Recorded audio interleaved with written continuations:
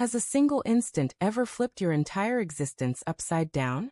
One moment, everything seems perfect, and the next, your deepest convictions lie in ruins.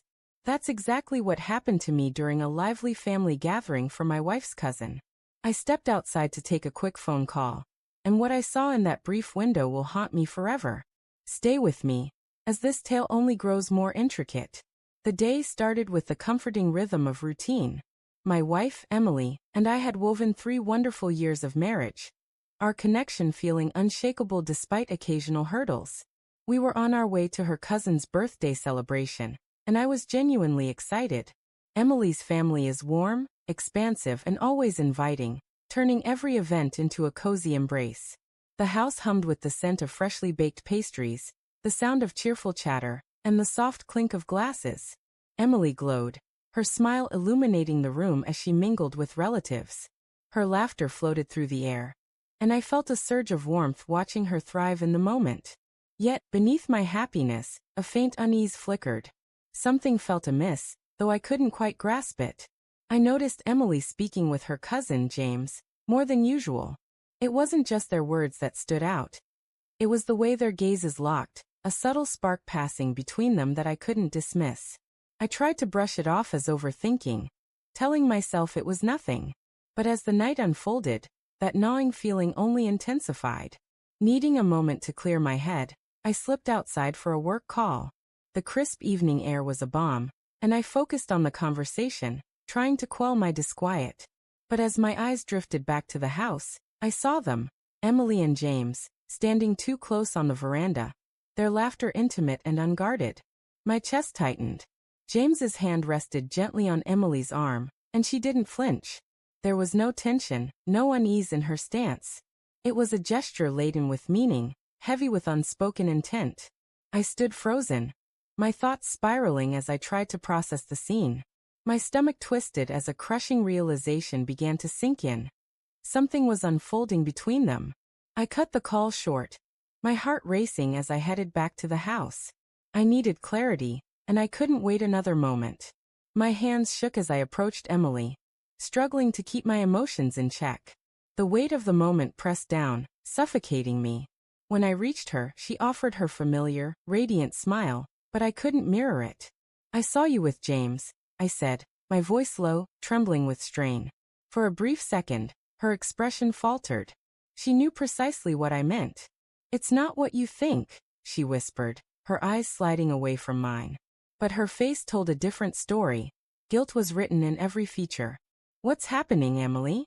I demanded, my words spilling out in a rush. "What's going on with you and James?"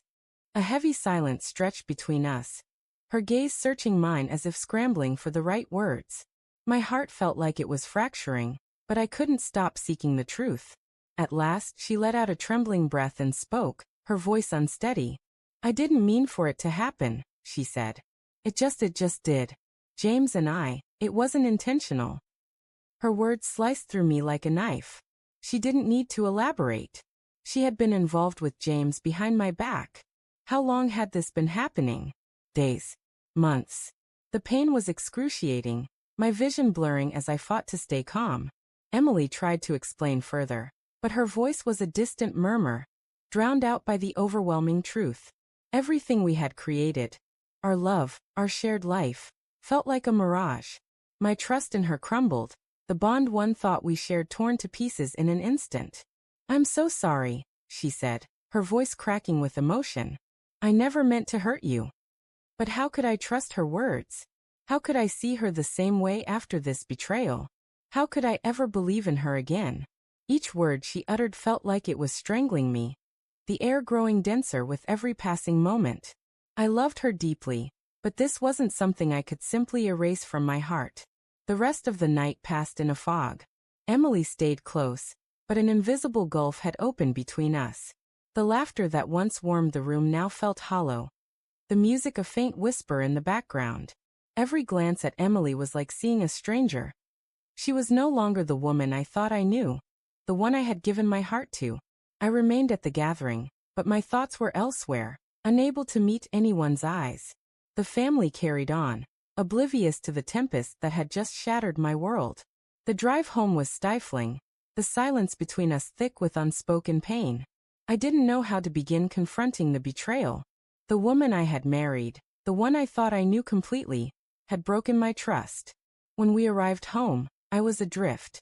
Could I find a way to forgive her? Could we rebuild what we had? Or was this the end of all we'd created? That night, I lay awake, the weight of the betrayal crushing me. The future was uncertain, but one thing was clear. Nothing would ever be the same again. What would you do in my shoes? Could you muster the strength to forgive such a betrayal, or would you walk away? I'd love to hear your perspective. This story is far from finished, and I'll share more as it unfolds.